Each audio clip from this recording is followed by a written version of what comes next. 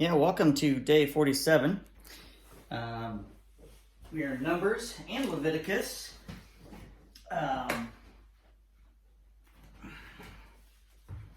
Numbers and Leviticus. We finished Exodus the other day, which is great, leading into basically all the different things that you're doing with the tabernacle as they're wandering through the wilderness. And now we're getting into a little bit of the numbers about what's happening, and then also Leviticus for the rest of that time. So, one of the things it mentions right away is the 7 lamps in Numbers 8:1, right off the bat. The Lord said to Moses, give Aaron the following instructions when you set up the 7 lamps in the lampstand. So place them so their lights shine forward. All right, so those are the 7 areas where the light's shining on the one lampstand. Okay, so 3 on each side and the main stem. So that's another 7 for your list of 7s. Now I want to talk about the Levites. They're being dedicated to the Lord. Numbers 8:14. 8:14, yeah.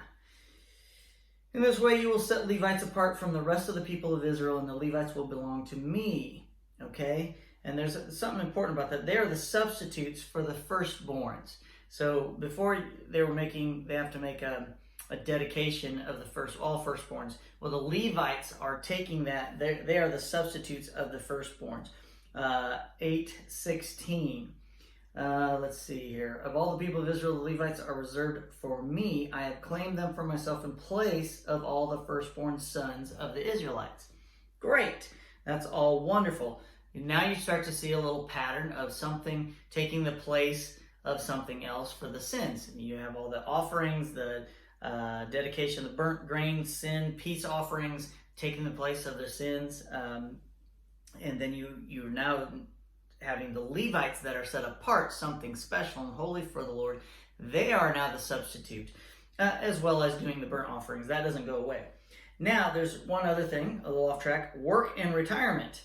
Hopefully you caught that, 8:24 through 26. This is the rule the Levites must follow. They must begin serving the tabernacle at the age of 25, and they must retire at the age of 50. And then they get to go to Walmart and say, welcome to Walmart. When they retire. So that's basically what it says, because after retirement, they may assist their fellow Levites by serving as guards at the tabernacle, but they may not officiate in the service. So kind of a cool thing. They can still be useful after 50. But again, another example of working and then retiring, working and then rest. 6 days of work and then the 7th day of rest. Now we get back to, again, a substitute for our sins. I want to get back to Numbers 9:12. They must not leave any of the lamb until the next morning. They must not break any of its bones. They must follow all the normal regulations concerning the Passover. Okay, so Jesus was at the Passover, and he was the lamb slaughtered for our sins. He was the substitute. I want to make sure throughout this whole Bible that we get this conversation, that we understand that this really is about redemption. The whole thing is about redemption. And then finally, the revelation of Christ, the revealing of Christ in the end to us. Finally, to once and for all break us from sin. That we're already done for that. In the first coming, the second coming, we are relieved totally from it. And we'll get into that as we progress into the New Testament.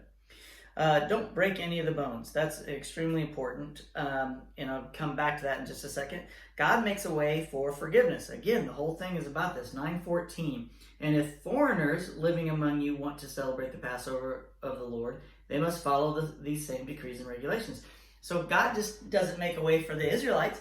He makes a way of redemption for the foreigners that are living among them. Alluding to the fact that when Christ comes, it's for everybody. What a great example there that, people say, well, God's chosen people. Well, Paul made it very clear that God's chosen people aren't necessarily by the blood. It's by the blood of Christ, not by the blood of your own DNA and of where your family is from. Remember, we all came from Noah. um, and then now we get to no defects. We already talked about the lamb not having the bones being broken. So Leviticus 1:3. Now we go to Leviticus. Oh, back we go. Which I love the Chronological Bible because you're not just stuck in one book the whole time. Leviticus 1:3.